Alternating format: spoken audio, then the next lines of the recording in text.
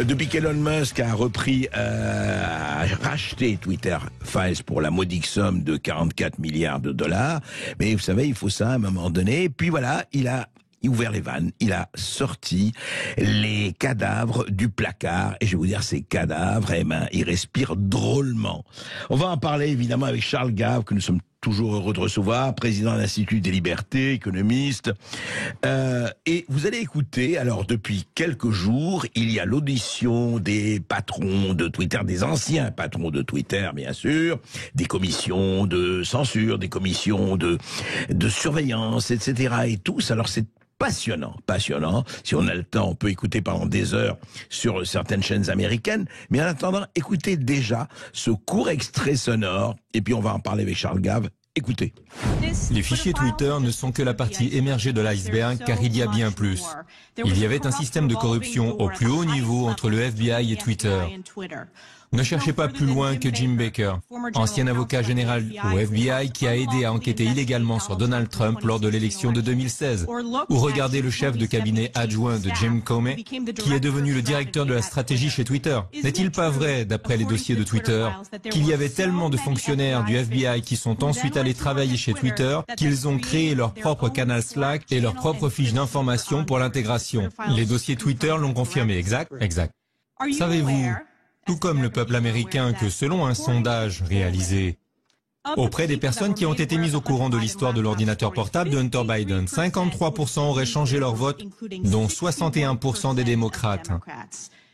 C'est la définition de l'ingérence électorale. Et c'est la définition de l'ingérence électorale par le FBI, au nom des démocrates, payés par les contribuables américains. C'est de la collusion, c'est de la corruption, et c'est inconstitutionnel. Ah ben écoutez, quand on entend ça, on se dit qu'on ne serait pas mécontent d'avoir des commissions parlementaires à l'Assemblée nationale ou au Sénat qui interrogent avec autant d'acuité les responsables. C'est vrai. Vous en pensez quoi, Charles Gave? J'en pense que, mon cher André, vous devriez faire la demande à Monsieur Musk de ce qui s'est passé. Est-ce qu'il y a eu les mêmes saloperies dans Twitter France? Oui, c'est vrai qu'on pourrait Vous pourriez demander les dossiers, parce que ça fait Musk, il a fait quelque chose de très intelligent. Quand il a pris le contrôle de Twitter, d'abord il a viré 80% des gens qui servaient à rien, et il n'y a eu aucune baisse du chiffre d'affaires, bien au contraire. Et la deuxième chose qu'il a fait, c'est qu'il a ouvert les placards, comme vous l'avez dit, et il a demandé à 2 journalistes de gauche, mais de la gauche, si j'ose dire, libertaire, pas de la gauche trotskiste. Pas de la gauche woke, Trotsko-woke. Il a demandé à 2 parfaitement réputés aux États-Unis, dont personne ne peut mettre en deux, de sortir les dossiers, de les éditer. Et donc, on commence à avoir la vérité, ça sort petit à petit, et ce qu'on découvre est absolument extraordinaire. Par exemple, Monsieur Baker, qui a été cité par cette représentante, il était le patron juridique du FBI. Le patron juridique du FBI. Et il faut savoir qu'aux États-Unis, le fait FBI dépend du ministère de la Justice. Il dépend du ministère de la Justice. Donc c'est un petit peu comme si en France, on avait le ministère de l'Intérieur et le ministère de la Justice qui étaient fusionnés, vous voyez ce que je veux dire? Et donc c'est un pouvoir absolument inouï. Et le pouvoir du ministère de la Justice, c'est de poursuivre ou de ne pas poursuivre. C'est-à-dire que vous pouvez amener des dossiers absolument extraordinaires au ministère de la Justice. Ils peuvent décider de ne pas poursuivre. Ah, s'il ne veut pas poursuivre, il ne poursuit pas. Il ne poursuit pas. Voilà. Donc, parce que ce qui est embêtant, c'est que le Congrès, la Chambre des représentants, peut faire des enquêtes, peut faire sortir les dossiers, ce qu'elle fait d'ailleurs avec beaucoup d'intérêt. Mais ce qui se passe, c'est qu'ensuite, le seul qui est le monopole de la poursuite, c'est le ministère de la Justice. Donc, ils transmettent le dossier pour poursuite au ministère de la Justice. Mais c'est la même chose chez nous en France. Je connais un dossier sur un président de la République qui a été déposé auprès de la première magistrate de France, et ça fait à peu près 3 ans qu'on attend qu'il y ait la moindre enquête. La moindre démarche. Mais alors, pour rester sur les Twitter Files, comment ça se passe? C'est-à-dire, c'est intéressant, Charles Gave, vous l'avez bien regardé, ça étudié. Qu'est-ce qui fait? Comment le FBI conseillait aux responsables de Twitter d'éviter de parler de cela? Il faut savoir que techniquement. Et d'abord, il faut savoir que dans la Constitution américaine, il est interdit à l'État de pratiquer la moindre censure. Totalement. Le Congrès des États-Unis ne fera pas de loi pour empêcher la libre parole. Bon, c'est vite dit, donc pas de loi, pas rien. Donc les gars du FBI ne peuvent pas demander la censure. Mais par contre, s'ils prennent le contrôle amical de Twitter, ils peuvent à ce moment-là demander aux gars de ne pas répercuter ce que disent ces personnes qu'on n'aime pas. Ah oui. On les censure. On vous censure pas, mais n'ébruitez pas la chose. Enfin, ne postez pas. Vous ne passez pas. Vos idées ne passent pas.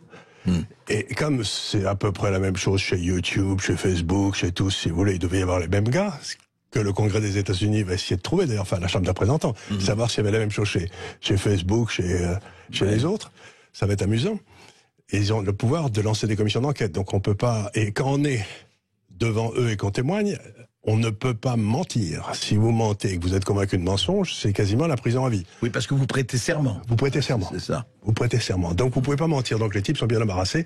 En général, ils bottent en tous. On dit je me souviens pas, j'étais pas là ce jour-là. Oui, ou comme a dit un des patrons de Twitter, moi je m'occupais pas de cette section.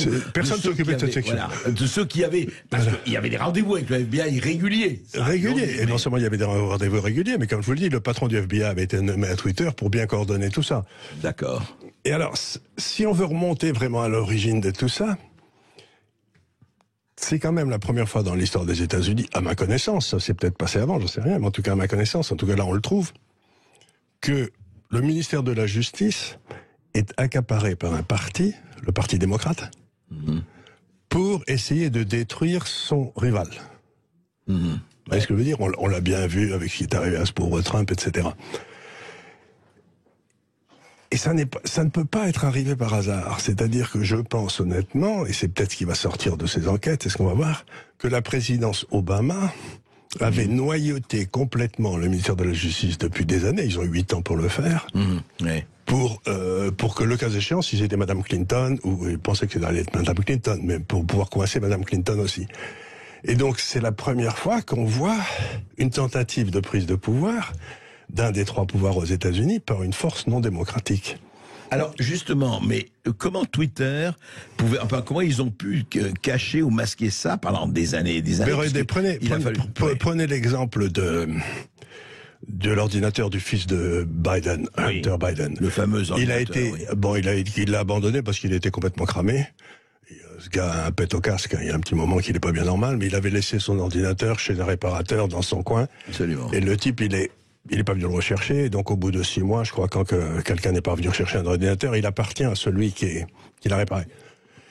Et donc le type il a vu l'ordinateur, il a été absolument affolé, il a appelé le FBI, qui a pris l'ordinateur 1 an avant les élections présidentielles. C'était une bombe, cet ordinateur, il y avait tout Bien dedans. Sûr.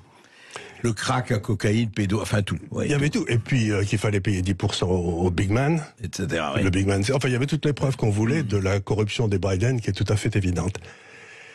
Et ce qui s'est passé à ce moment-là, c'est que le FBI a caché cet ordinateur pendant 1 an. Complètement. Complètement. Il s'est rien passé, il y a eu rien.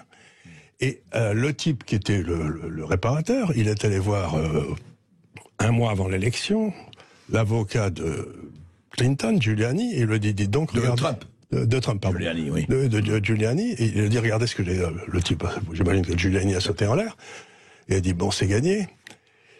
Et Giuliani l'a filé au Post. Alors, New York Post. Le New York Post, c'est le quotidien, le plus vieux journal des États-Unis. C'est un peu un tabloïd, mais enfin, ils font de bonnes enquêtes. Le New York Post sort le dossier. Et immédiatement, Twitter ferme le compte du New York Post. C'est-à-dire que le New York Post tire à aller peut-être à, je sais pas, 200 000 à New York. Et puis, il y avait probablement 20 millions de personnes qui allaient sur le compte pour regarder de l'Alaska ou partout. Twitter, oui. Sur Twitter. Twitter ferme complètement absolument. Et les autres suivent. Et il y a 51 anciens agents secrets, président de la CIA, président de ceci, président de cela, dont M. Baker, qui signent un papier disant qu'il y a toutes les preuves, qu'ils ont toutes les preuves que c'est une tentative de corruption de la Russie. Ah oui. 51 qui signent. Mais si vous voulez... 51, on signe officiellement. Officiellement, que c'est un truc. Bon. Et ensuite, les élections passent. M. Biden est élu. Comme vous l'avez dit, 53% des gens auraient voté dans l'autre sens. Donc ça aurait suffi à faire basculer l'élection. Donc c'était une tentative délibérée de changer les résultats de l'élection. C'est la représentante du Congrès, oui. Et 1 an après, le New York Times reconnaît que tout est exact dans Hunter Biden. Et il le savait dès le départ. Donc, la façon dont ces gens-là travaillaient, il suffisait qu'ils passent quelques coups de fil à YouTube et à Facebook.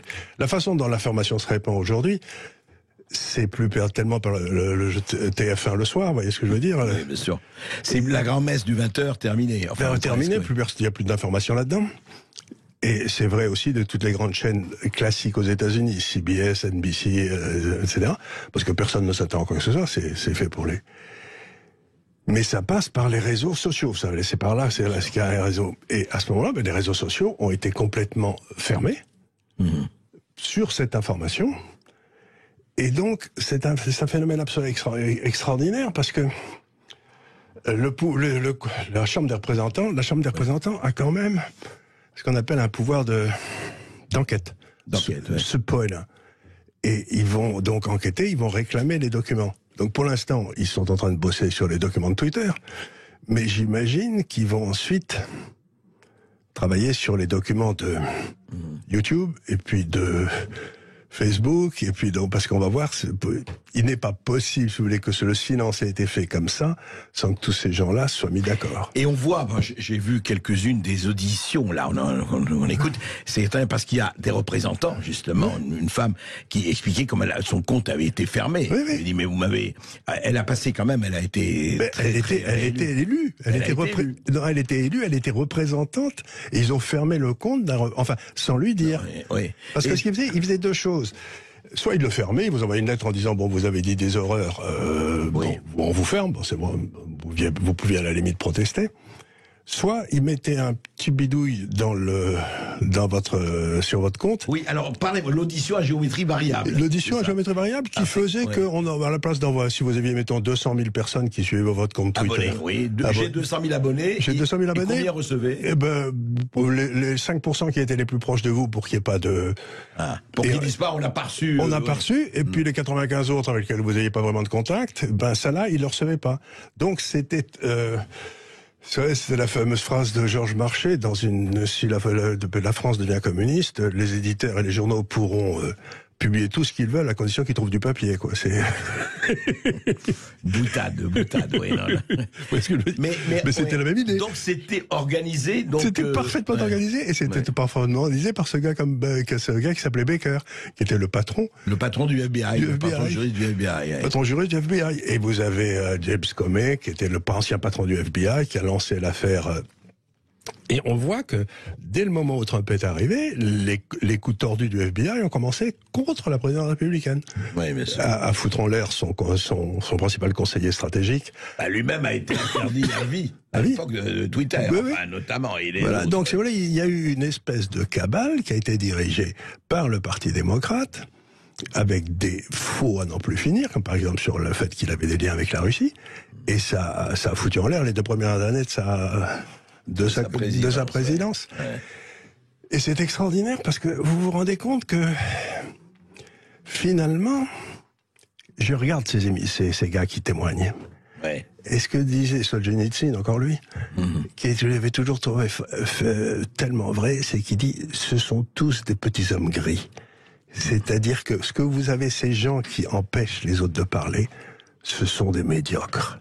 Ce sont des médiocres affreux.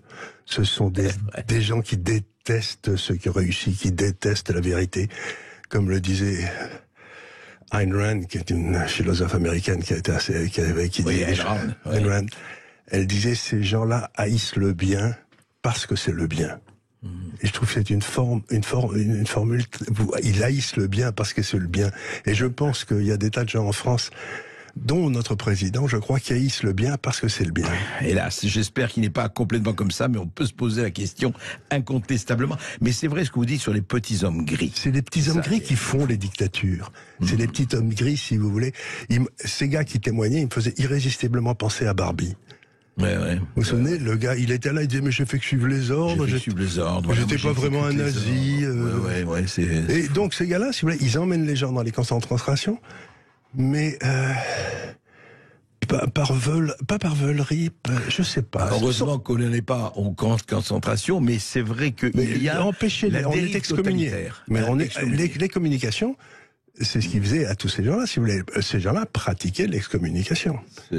C'était pour un intellectuel, ne plus pouvoir être entendu, c'est la mort. C'est évident. Et et il a fallu, c'est comme toujours, il a fallu voilà un changement. Et c'est toujours le facteur humain qui joue. Quelqu'un qui dit moi j'ai plus envie de jouer ce jeu-là et qui a les moyens de le faire parce qu'il faut avoir les moyens de le faire.